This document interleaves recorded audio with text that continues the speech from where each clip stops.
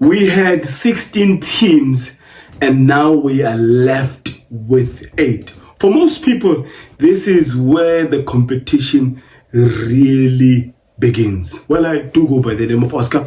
Since the football, we engage in discuss on anything to do football, from Africa to the world and from the world to Africa. It is the premium competition on the continent of Africa. It's CAF Champions League.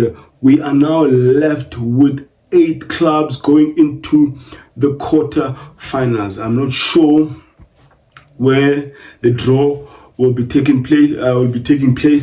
And but what we all know now is that we've got 4 group winners and 4 runner-ups. And obviously, how the draw takes place is that the 4 group winners can't be drawn against each other. They will play any of the runner-ups, with the exception of you can't play the runner-up of your group. For instance, Al Ahly, who are the defending champions of this competition, they were runner-ups to Orlando Pirates.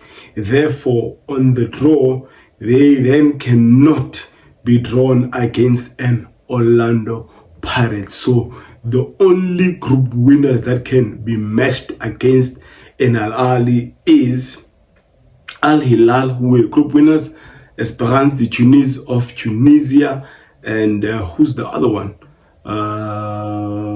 Yes, FAR Rabat, who were the group winners over Mamelodi Sundowns. So those are the 3 options that Al Ahly can play against. Mamelodi Sundowns, who were runner-ups to the Moroccans. FAR, they cannot be matched against the Moroccans. The only options for Mamelodi Sundowns to play against or to be matched against are Orlando Pirates, Al Hilal, and Esperance de Tunis.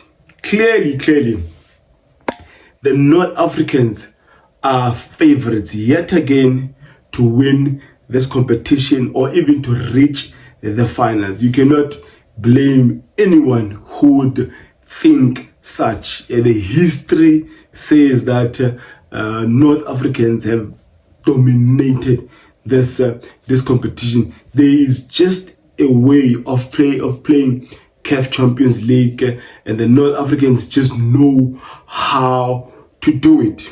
We have 6. I'll explain why I'm saying 6 North Africans and only 2 Southern African clubs. No Western, no Eastern, and so that would mean that for majority of Southern Africans or South Africans, maybe they would love it if Orlando Pirates is not matched with Mamelodi Sundowns in those quarter-finals, so that there could be some chance or greater chance of seeing 2 South African clubs in the semi-finals, provided they are not matched against each other in the quarter-finals. Now, I said 6 North Africans. I included Al Hilal. Anyone who would say Al Hilal is not in North Africa and they would say it's in Eastern Africa, I would not say you are incorrect. But geographically speaking, Sudan is actually bordering them and Egypt. So it's a northeastern country, and they are also an Arabic country, and majority of those North African countries are Arabic. So I would not blame one who would say Al Hilal is in South Sudan. And anyway, nowadays they're no longer playing in Sudan because of the war there. They are in Mauritania, and so that's how things are looking at the moment. The last 8, 6 North Africans and 2 Southern African teams. Interesting times indeed. History tells us that whatever has happened in the group stages, it is okay. Absolutely okay to take the confidence, some of the things you've learned in traveling up and down, playing your 6 games, but it is also to your advantage if you quickly forget about it and take the knockout stages as a new venture. Absolutely new, because how things are done in the knockout stages from the quarterfinals are absolutely different. Look at the way Al Ahly played their group stages last year. But the same club, I mean, they were really, really poor.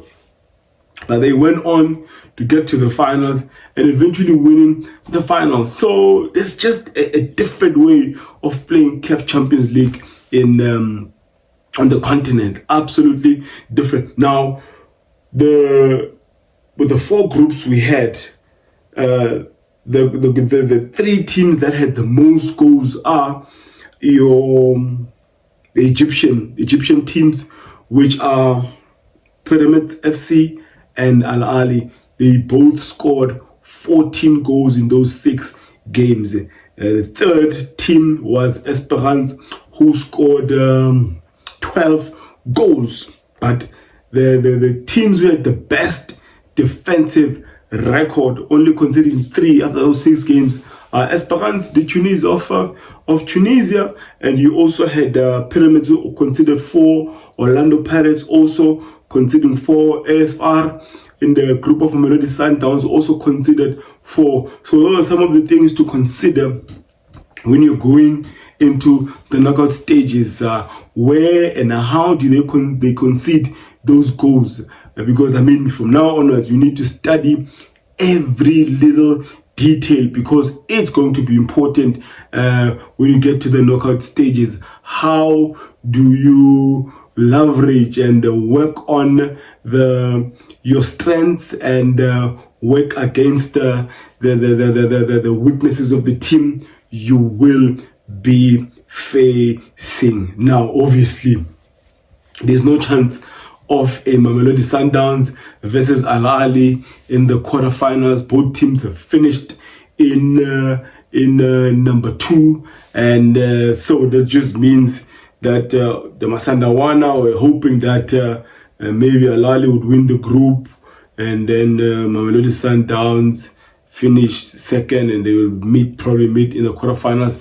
That is not going to be possible in this campaign. So quarterfinals, Sundowns, Al Ahly will not happen. But a Mamelodi Sundowns versus Orlando Pirates is one that is highly likely, although I know majority of South Africans would not want that to happen in this at this stage. Maybe in the semis it'll be okay, or maybe in the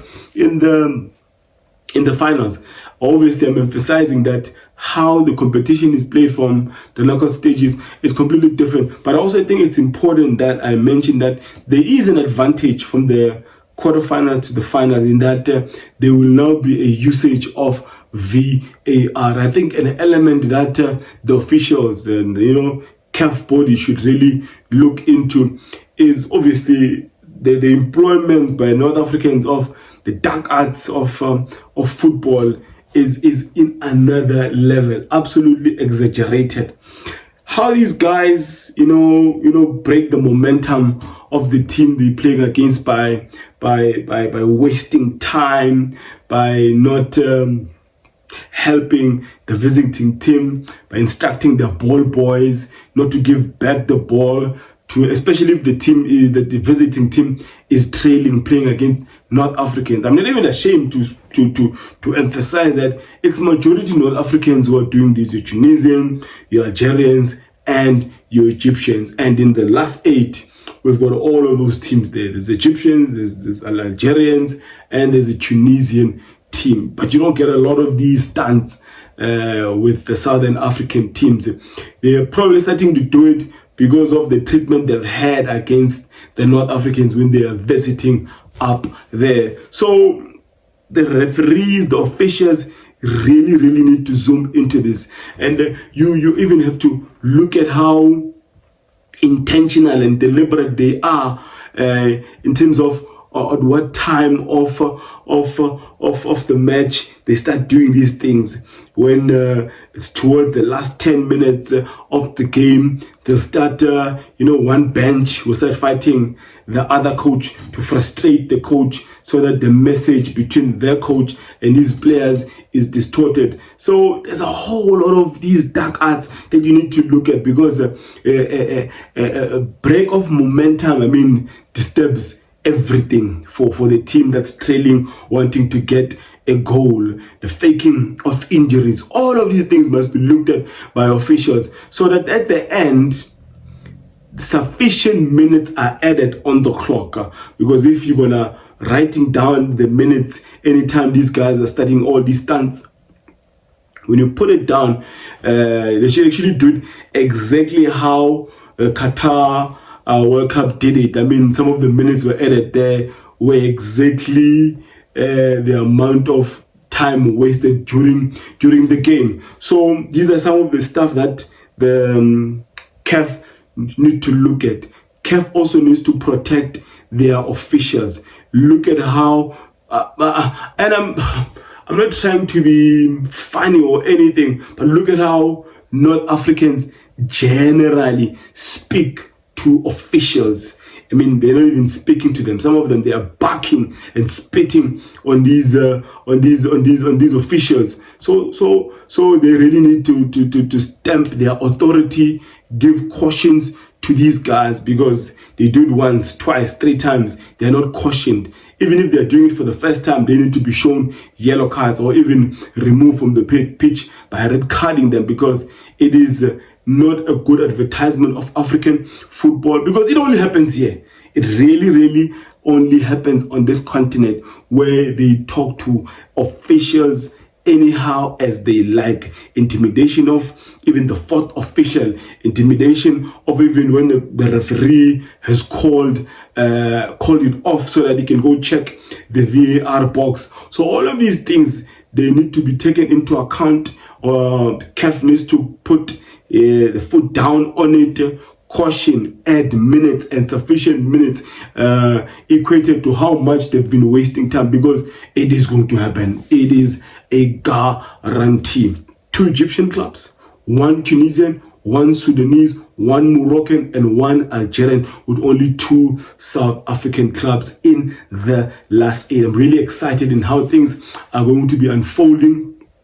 Obviously after the draw, but obviously as much as I'm saying they are favored, the North Africans are favorites yet again to win the competition. The clubs that are not really looked at this season because maybe of the technical changes are Mamelodi Sundowns. Mamelodi Sundowns, I don't think anyone would say they are favorites. They are not playing the type of football they're playing under Rulani. They've got a new coach in Miguel Cardoso. Miguel Cardoso's advantage would be that last year he ended up taking Esperance to the finals and eventually losing to Tunisia. He probably knows how to play knockout football. Maybe the one thing that the majority of Mamelodi Sundowns dislike about him is that it's almost like a coward type of football. Score 1 goal and defend, which is something that the majority of Mamelodi Sundowns followers are not accustomed to.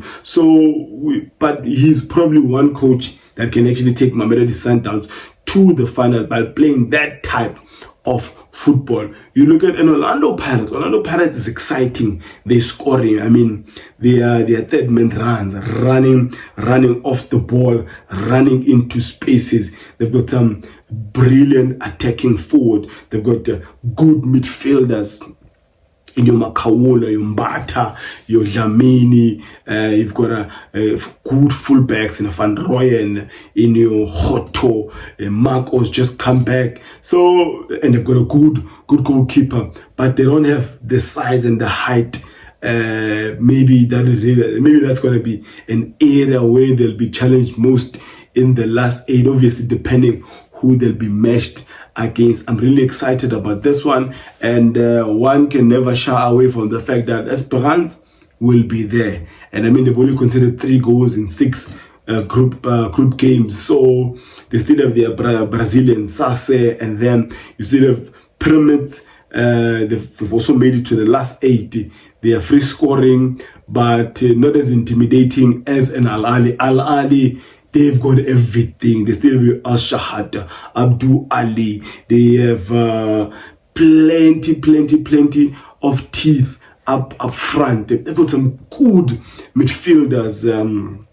Who's that guy from Morocco? They've got a good fullback, and the goalkeeper Al Shenawi will still be there. So the last 8 of this year I don't think anyone is going to undermine. I mean, there's no team that will be undermining any other team, because anyone that is in the last 8 has got a potential to get to the final and eventually win it. Now, if you're seeing this space and this content for the very first time, love it if you join this family. You do support the channel by liking, by subscribing, by commenting on the subject matter, and by watching all ads. And that's how you really contribute to the growth of this channel and platform. Now, let me end it there by declaring, may my God bless you all.